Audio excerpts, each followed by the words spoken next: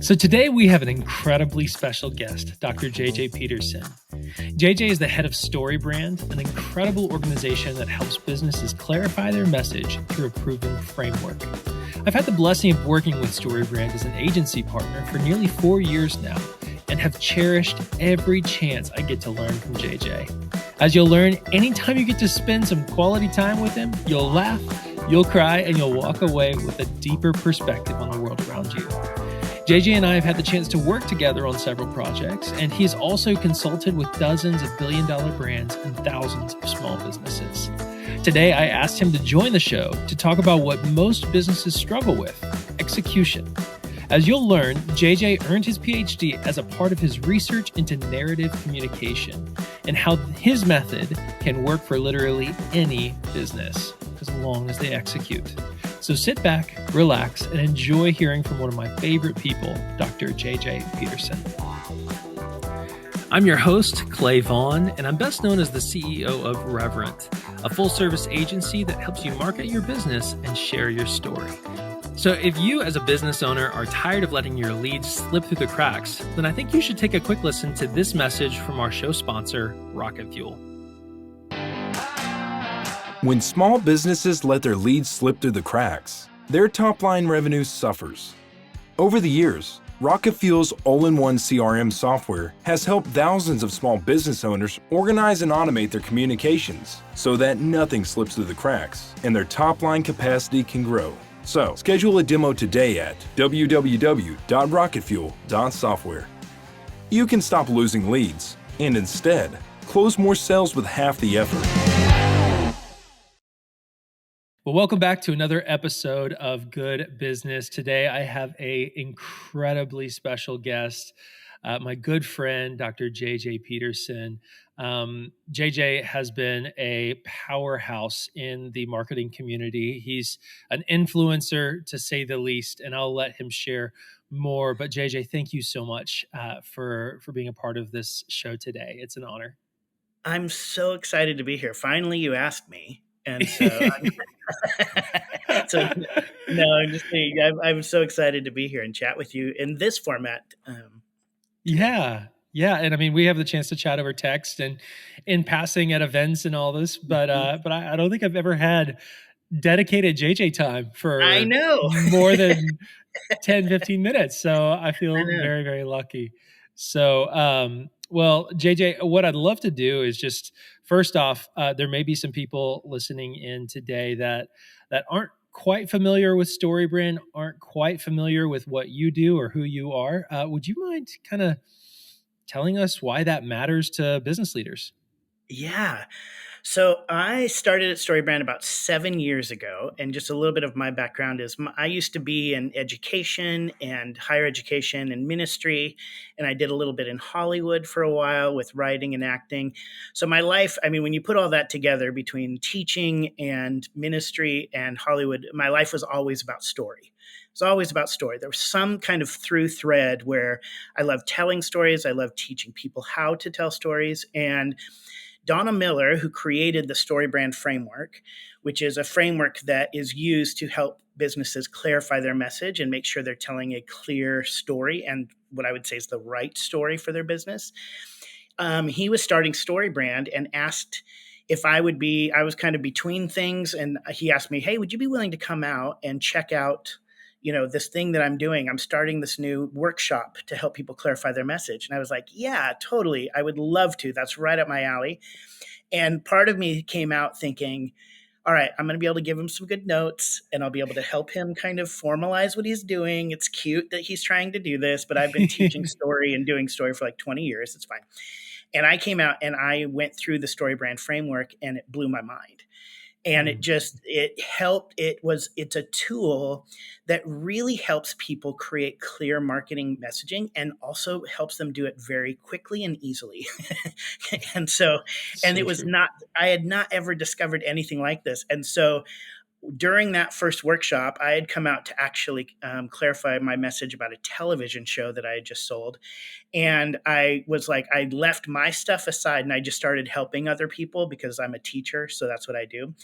And Don was like, hey, would you be willing to come back and help other people do this. And I was like, yes, I think everybody needs to know this framework. Everybody Mm, who is so true. in business, who is in nonprofit, who really gets up on stage and speaks, everybody needs to understand how to tell a clear and compelling story. And so I was in. I was literally in. I kind of left the television show behind and ended up moving to Nashville, Tennessee. And for the past 7 years, have been helping companies all over the world clarify their message and grow their business. That's incredible. And so there's a lot of people who do tune in to this episode and are listening in today, and they have gone through the story brand process. Either I've guided them or someone on my team has guided them through it. And I guess my question for you, because this framework is starting to really seep into every walk of life. I mean, there isn't an event that I can go to where somebody hasn't heard of StoryBrand or tried to implement it themselves or something like that. So great job in 7 years getting it to the masses across the universe. But let's talk a little bit about execution and like what it is, why it matters. And I know personally, this past week I just walked a financial planning firm through their messaging process, and they had been trying to execute on the framework for almost 2 years, just internally. And that catchphrase that I think it was you or Don that coined it, where you can't read the label from inside the box.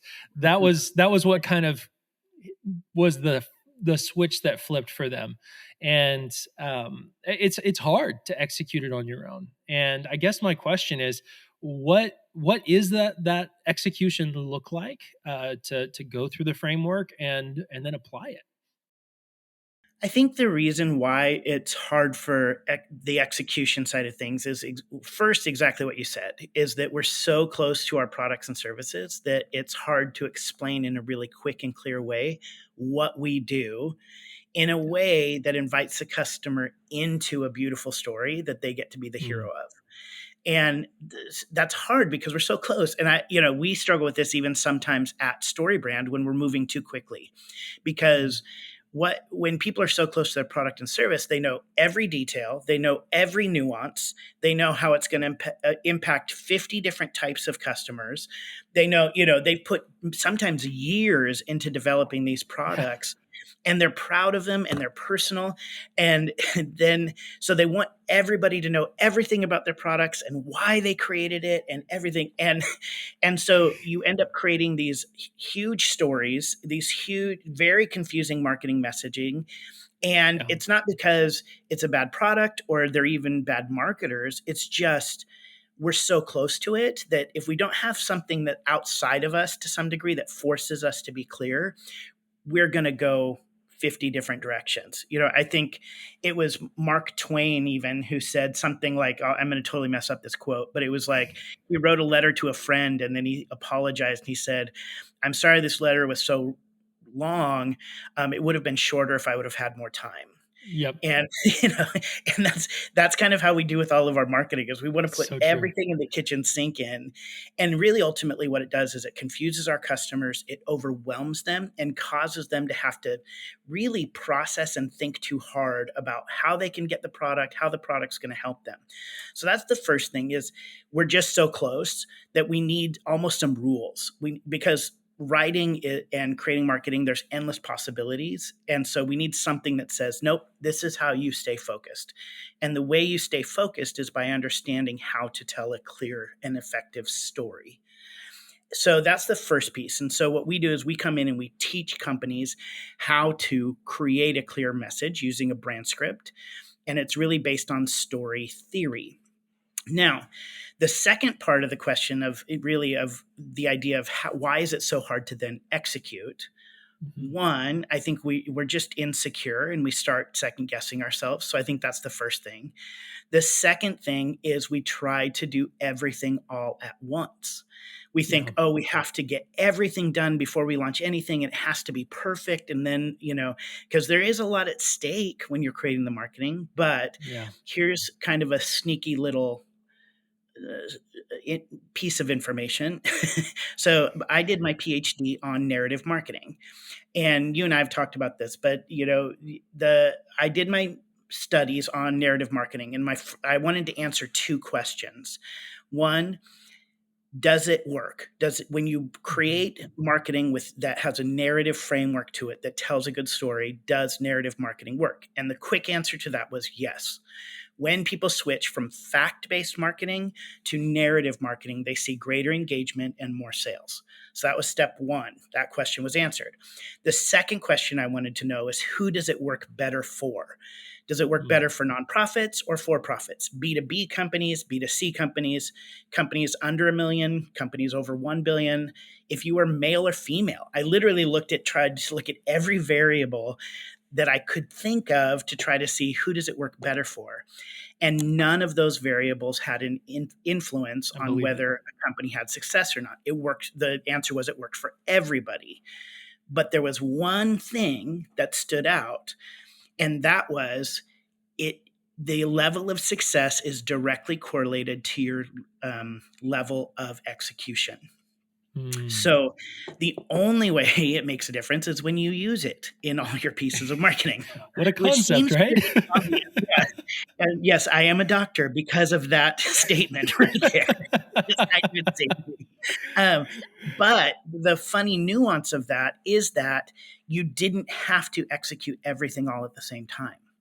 Literally, the research showed that if you started and just took one step with changing some of your marketing to be more clear and have a great story. So if you changed your website, you saw an increase in not only team satisfaction, but customer satisfaction and number of sales and growth. Then if you took it and put it in your one-liner and your social media, your elevator pitch in your social media, then you saw even a greater increase. If you then added it to email, you saw a greater increase. And so I think the lesson that I learned out of that is you don't have to go and all of a sudden change everything all at once or wait till it's all perfect to launch it. The baby steps that you can take to clarify your message and start telling a better story in your marketing, you're going to see improvement. So I think I want to take that weight off of people's shoulders of like, one, if you're struggling because you're like, this is hard. And because you're so close to your product, you're just like millions of other companies out there. And if you're saying it feels overwhelming, you're also like millions of other companies out there. However, taking small steps to clarify your message and then executing just baby steps is going to make a huge difference for you. I love it. I love it. And I appreciate you diving into your background and your PhD, and then you wrote a book too. Yes. Don wrote the book, Building a StoryBrand, and then here you come following it up with Marketing Made Simple. Can you tell me a little bit about what Marketing Made Simple is as it complements Building a StoryBrand?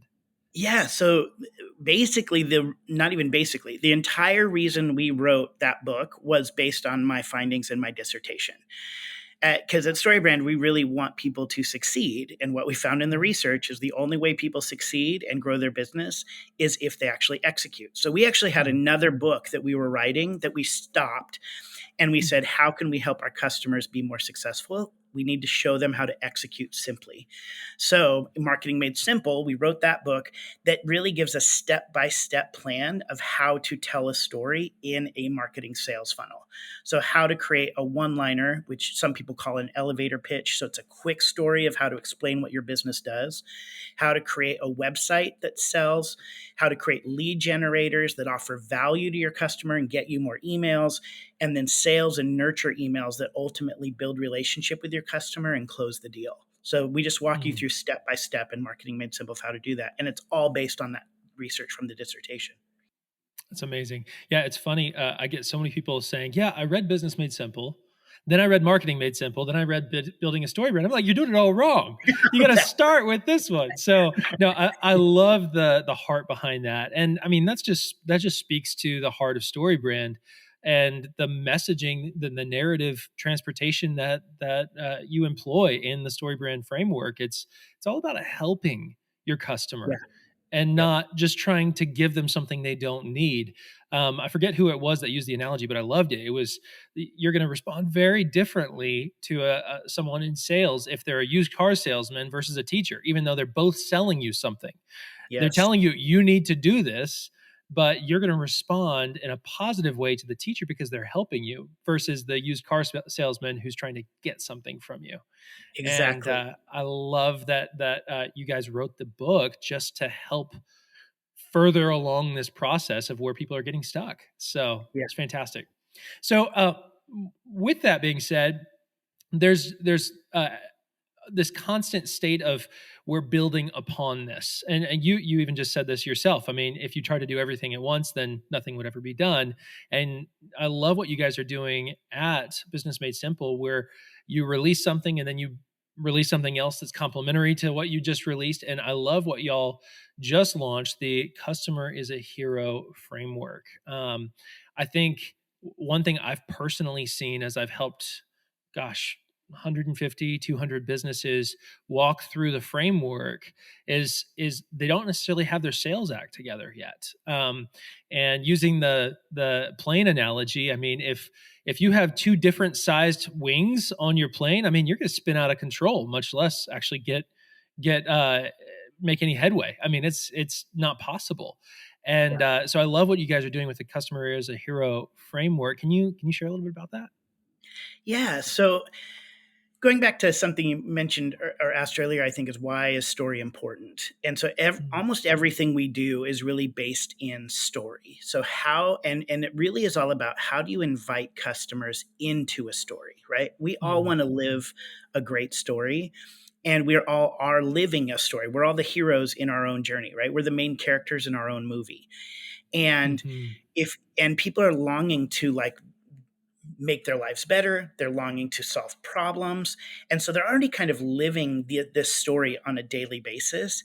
And when you create marketing or sales collateral or even a mission statement as a company where you ground it in story, what you're doing is connecting with where people are in their own lives and how they process information, which is through story, and then inviting them into a beautiful story that they get to be the hero where they solve their problems. And your product or service or your business can be the thing that helps them solve their problems. And this all goes all the way back to, I'll get a little nerdy here, but Aristotle and Plato, who would mm, argue, even in poetics, that if you want to change a society, if you want to move people to action, the best way to do that is through story. And they mm, actually even broke down like how to use comedy and how to use drama to influence different pieces of society. And they really began to study how do you create great stories? How do you make something cohesive? How do you make it have fidelity, stick together? And they began to study all this, and that, centuries ago, and that has kind of been refined over and over. And the principles are still the same, that if you want to move people to action, if you want to change their thoughts, the best way to do that is through story.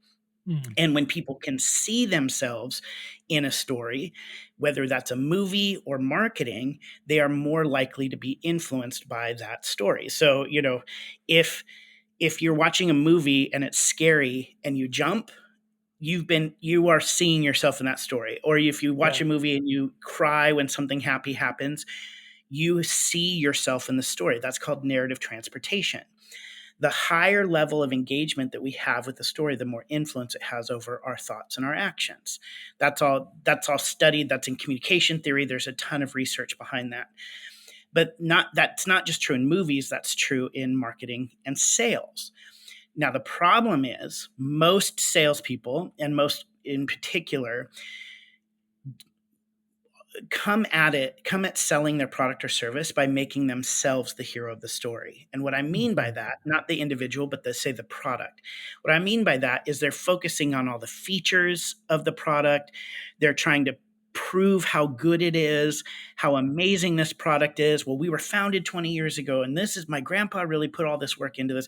And when you're telling all of that stuff, when you lead with features or you lead with trying to sell, I get so many emails on LinkedIn all the time of people going, I saw on StoryBrand that you teach. We have this product that da da da da da, and they just immediately go into their product. And yesterday, I got one that said something about scaling TAMs, TAM, and I'm like, that just sounds gross. I don't know what I'm going to scale here, but that, like, And I'm like, I don't know why I need your product or service because you've just made yourself Yeah. the hero. You're just talking about it. Yeah. When we create, and that really ultimately turns people off immediately, right? If you come at me hard with your product or a vacuum salesman comes to my door Oh and my doesn't gosh. even know, I don't even have carpets in my house. And so if somebody comes to the door with a vacuum and are trying to sell that to me, they're making themselves the hero of the story. They're trying to sell me something I don't need. Yeah. So, and the research shows that salespeople have a 97% negative feeling from the public. Like 97% of people say they do not like salespeople. 97, only 3% have a favorable view of salespeople. Well, it's That's probably the because most salespeople. of them, yeah, exactly. Exactly. And that's because most of them are positioning Yeah. themselves as a hero. If Yeah. I'm going to a car dealership, they're trying to sell me a car I probably don't need, right? Yeah. Well, now let me get back to your original question. Sorry, I rambled. No, bring it. Bring it. Is so we created the customers the hero sales framework to really show people, and because anybody in business is a salesperson, even if you're in customer service or PR or anything, how to position your customer as the hero of the story. And what that looks like is before you even begin to sell anything, you have to identify what is the problem that your customer is experiencing that your product can solve. So when you start by saying, what is my customer's problem? And knowing that in your head, or asking them, why did you come in today? Or what made you look us up? Or what have you tried in the past that didn't work? What you do in that moment is you discover what the problem your customer is experiencing. And then your job as a salesperson is just simply to position your product as a solution to that problem. That's 90% of shifting from being the hero of your own story to making your customer the hero, is only talk about your product or service in a way that positions it as a solution to your customer problem. If you're talking about things that don't directly relate to your customer problem, then you are making yourself your product and yourself the hero of the story. Like if a vacuum salesman comes to my door, and I have hardwood floors, so if they come to my door and they're like, "This will do shag carpet," well, immediately I'm like, I'm out. I don't have shag carpet. Yeah. Now that vacuum cleaner might actually be really good for cleaning wood floors. They may have some feature in it that does something wonderful for my I'm sure floors. it does. Yeah. Yeah, but if you lead with something that is not my problem, then I'm out. And now you just come across as pushy. And so what our framework does is it really trains people to understand who the story is about. It's about your customer. The best way that you can make the story about your customer is understand their problem and then position your product as a solution. And then we have some other things that really help make the story a little bit better, some other steps. One is to give your customer a plan to help them buy your product, show them it's easy to do. So what's the 3-step plan they need to buy your product? Then you want to cast a vision of what their life will be like if they do or don't buy your product. What this is called is putting stakes in the story. A story is only good if there's some like consequences or reward Yeah. that can come from the story. So you want to identify what does their life look like after they buy your product in a positive way, and just talk about that, the benefits, not the features of your product, the benefits that they're going to get. And then what are some things what pain are they going to continue to experience if they don't? You just drop a little bit of that in there, not manipulatively, but just naming what's at stake, and then have a clear call to action. That really gets people to buy, that you can memorize and you can feel comfortable saying over and over again. And that's really the customer is the hero framework. And like our other frameworks, it's all based in story and positioning your customer as the hero. I love that.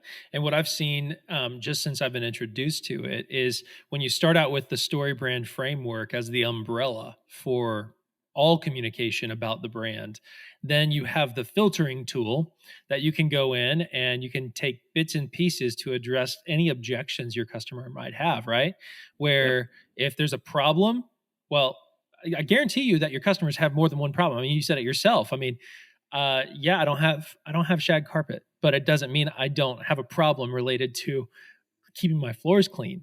So, Yeah, and I mean, you end up being able to use this framework that you've developed for your marketing, and then you take it and you can create 50, 60, 150 different sales scripts based off of that framework, and it's all built off of this customer is a hero method. So Exactly. absolutely love it. Absolutely love it. Excited to see it roll out for all of my clients, not just the recent ones. So Yeah.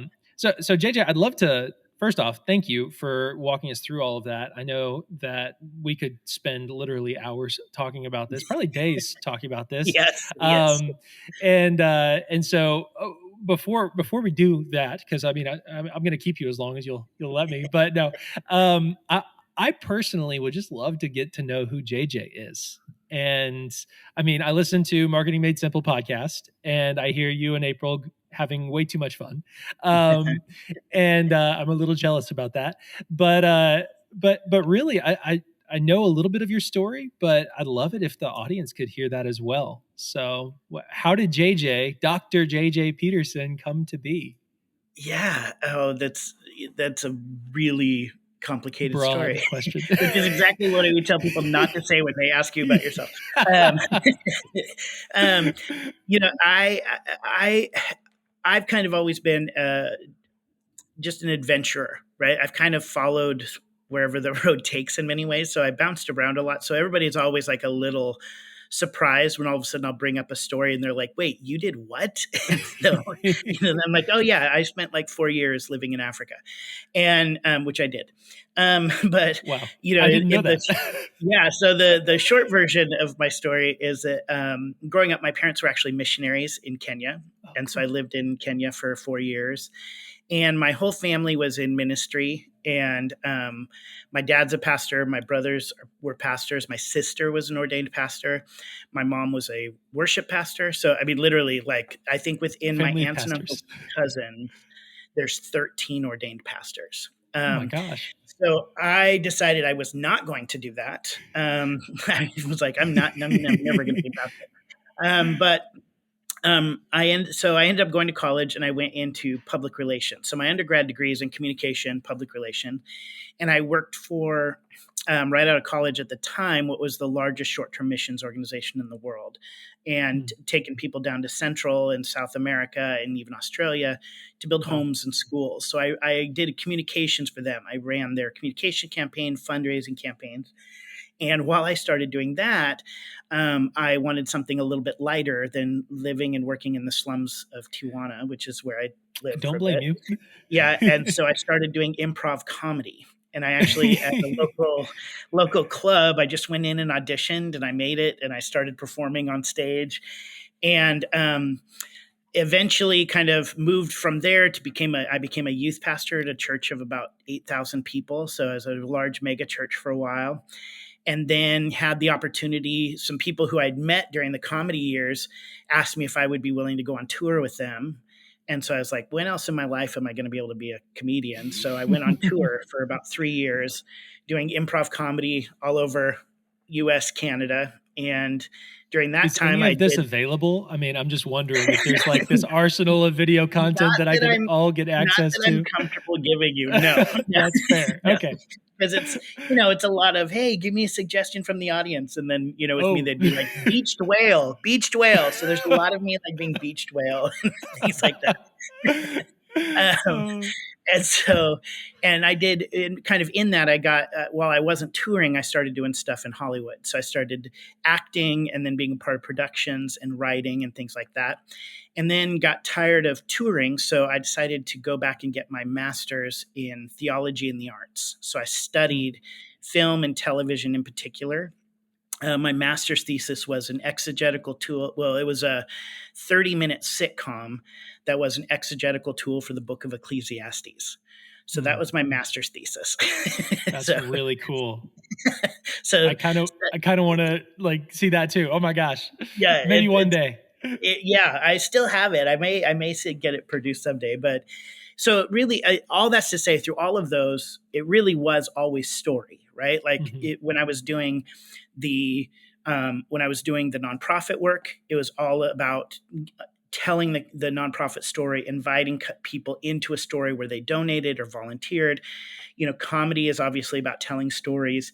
Ministry hugely about telling stories, and then understanding and studying story even more through theology and the arts. And from there, then I became a professor, a communications professor. So I started teaching speech and argument and marketing, and did that for a few years while also continuing some stuff in Hollywood. And then became dean of students at a university in Southern California. And then while I was at that university, I sold a reality television show to a production company called Bad A Brothers. You might have heard me talk about this before, but I it have, was yeah. called Bad A Brothers. And the premise is that my brothers and I, who were both pastors, were so not badass, that we couldn't say the word. so um, and we wanted to go around the United States and find those weird laws that were still on the books, like you can't cross a Minnesota border with a duck on your head. And we would research the history behind those laws and break those laws so we could be more bad A. And so that's the television show. So I left the school and kind of started doing more in production and writing and development. Ended up developing about 3 other reality shows. None of them ever made it on TV, but did some development work. And then that's when I met Dawn and ended up coming out to StoryBrand, one of the first workshops to brand one of those television shows. And, StoryBrand is all about obviously telling a great story. It's a lot based in screenwriting techniques and film theory, which is literally my entire studies. Even my, like I said, my PhD is in narrative. It started just in pure narrative. I studied, actually went to Oxford and went to the city of Oxford and studied C.S. Lewis and Oh my Tolkien gosh. and all of Man, you those truly great. have like a journey across every major spectrum of Yeah, reality. it's It's it's nuts. insane. It's I'm half insane. So expecting you to say, "Oh yeah, I'm also Captain America too." I mean, like, no, the oh, that's great. closest I ever got, I was in a Missy Elliott music video, and that's like the closest I ever got to Captain America. I think would be dancing Oh with Missy man. Elliott in a video. So Oh, another feather in the cap. There you go. yeah. I So love it. yes, that's my I love story. But it really genuinely has always been, even, ultimately why I went into, I have always been about helping people, like it. whether Mhm. it was the nonprofit or ministry, or even comedy, helping people laugh. Even when I left comedy, it was because I actually wanted to help students create better stories and create better art, Mm. in particular at the time within ministry context. And so I wanted to help the next generation be better storytellers. And so it's always been about that for me. It's been about story and about teaching and helping. And so it for some people, I think it feels very all over the place. But for me, there's always been this through thread, and StoryBrand really was the thing that brought it all together. It brought my Oh yeah. passion for story. It brought my passion for movies and teaching and marketing in particular from the nonprofit side and other work that I had done. And so it just when I found it, it just made sense. And even Dawn, is like, I don't know how this happened, but you know, it happened to where everything you've ever done really led you to this point. And I think there's very few times people can say that in their lives. And I Yeah. genuinely believe, like, oh, now it all makes sense. Now it all makes Yeah. sense. Well, those building blocks, that's essentially what each phase of life was for you. They were all building blocks that made you have this super unique perspective on the world of communication. And I Yeah. love it. I love it. Thank you for kind of diving into that personal side. It's always helpful to know the background there. Yeah. So when you think about just the future, I mean, StoryBrand is a powerful tool. The framework, it's a firm foundation for any business. Um, we've got this expected recession that is going to be on the horizon, announced at some point in the next 6 to 12 months. We assume. I mean, there's no telling, but um, what we do know is that businesses are putting holds. They're just stopping. They're like, okay, we don't know what's going to happen, so we're just going to kind of freeze everything, Yeah. or at least put it on ice.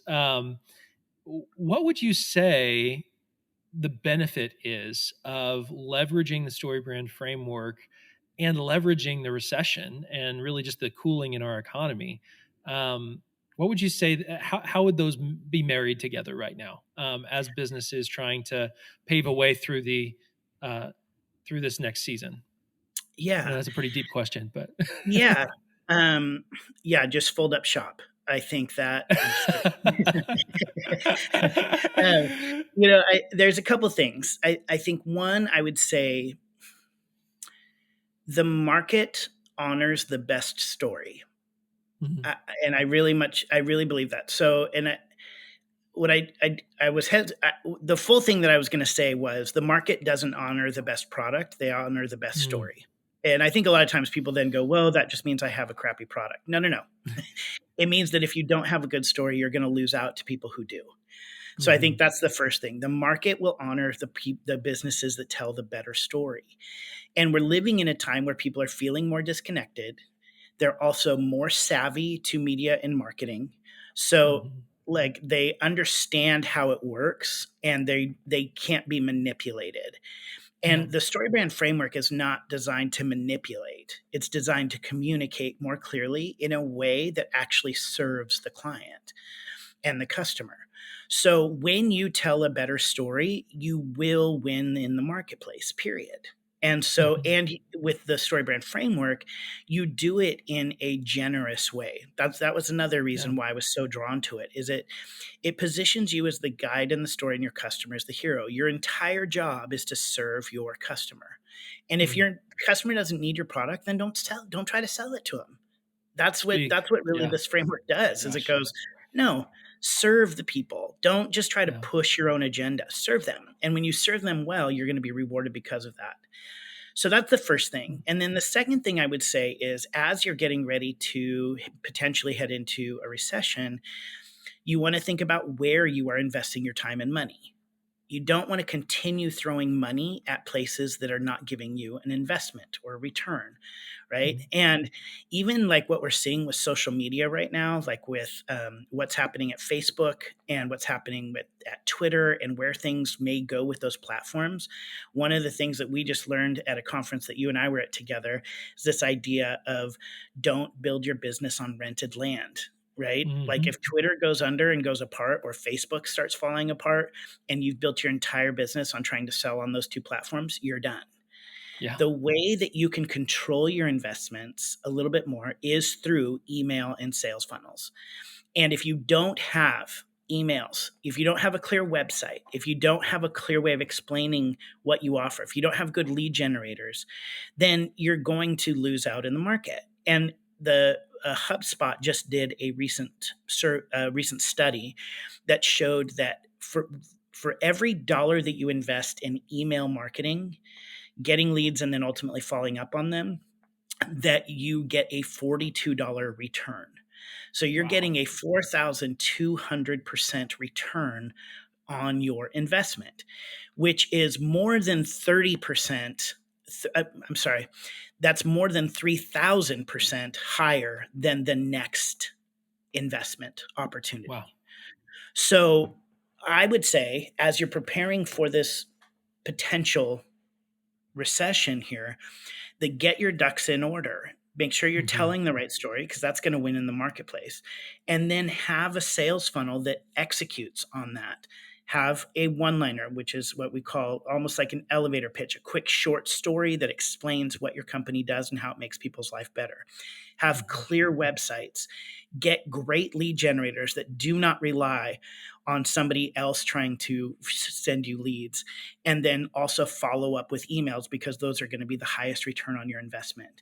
If you have those five things, I think you are better set up for any type of recession that may come than your competitors. And that's where you Mhm. want to be. Look at your story and look at your investments and invest wisely in your marketing. And you'll see, because if you, even if it goes, I mean, goes $42 for every dollar you invest. What if it goes down to 20? Okay.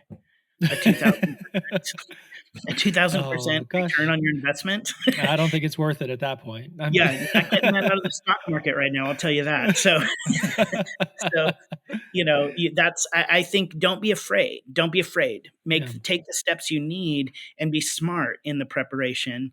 And I think that you're going to be better set up. We still, who knows what's going to happen and where things are going to go and stuff, but why not take the steps to actually set yourself up for success?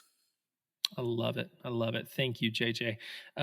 So with all that being said, how do people engage with you now? I mean, you've got a podcast, you've got this amazing course that people can take through Business Made Simple. You've got live workshops. I mean, there's so many different ways that people can engage. What Yeah. would you encourage people to do?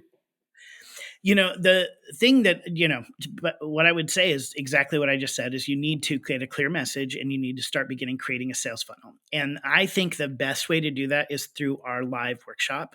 There's a couple other things, you can buy the Building a StoryBrand book and Marketing Made Simple book, which are the two books you mentioned. Those will give you a foundation for starting the process and understanding and give you some tools to do it on your own. But as we prepare for the end of this year and even launching in 2023, I think the best thing to do is go through one of our 2-day workshops where over 2 days, we actually help you clarify your message, create that clear marketing, and then give you a sales funnel plan to go off and do. And our next one coming up is December 6th and 7th. It's over 2 days. And over those 2 days, you actually get your entire message clarified and you get to do it with a coach. So somebody actually walks you through the process. You will learn from Donald Miller and myself and our team, but then you actually sit down in a small room with a couple other business owners, a Zoom room with a couple other business owners and a coach who will walk you through the process to make sure you're doing it right. So that's, again, December 6th and 7th, and you can sign up for that at storybrand.com/live. Awesome. And I would absolutely endorse doing that. Every other quarter, I try to jump in as one of those coaches. And it's so amazing to see the light turn on for all of the businesses that we coach during that workshop. I mean, it's encouraging to see people who walk in being so overwhelmed by the process. Maybe they've read the book, maybe they haven't. And I mean, within a matter of 36 hours, they go from being so overwhelmed about their business and about their marketing to being super confident that they're headed in the right direction. They've got a clear message. They've got a one-liner. They know what to say when someone asks them, "Hey, what do you do?" And that is a game changer. So 100% endorse everything JJ just said from a firsthand experience. So, and it goes back to the investment piece. Where are you going to invest your money in preparing for this recession? And so that's why I actually don't have, when we're literally just talking about sales and how people feel icky about sales, and why I don't feel icky about saying that to people, because I know they're going to get a return. And I know if your marketing's doing great and you're all set up, you don't need it. I don't need to sell to you. But if you're really feeling like I need an edge, and I also want to get clear messaging and I want some help doing it, then this genuinely, I believe, is these 2 days are one of the best investments you can make, and you're going to get a return on it. So I have no problem saying, hey, for your story, do you want to win? Come to those 2 days. Awesome. And I'll include a link in the description below, guys. JJ, thank you so much for your time. It's been a pleasure, an honor, and I'm excited to see how you guys continue to grow there at StoryBrand to help more businesses grow and survive through a very difficult time to be in business, and excited to see all of them not just survive but thrive. So, JJ, thank you so much. And everyone, thank you so much for tuning in on this episode of Good Business. We'll see you guys next week. If you like this podcast, then please consider subscribing now and share it with your friends, family, and any other business leaders who you believe would find value in the topics we discuss. You can learn more about each guest, any of the resources that we discuss at my website, www.clayvaughan.com. I also want to give a shout out to Rocket Fuel, our show sponsor. Rocket Fuel is an amazing CRM that has allowed my companies to grow exponentially. In fact, one of my companies went from converting 30% of its leads to converting 80% of its leads without seeing a reduction in lead volume. So I highly recommend you check out Rocket Fuel. And we'll see you next week on Good Business.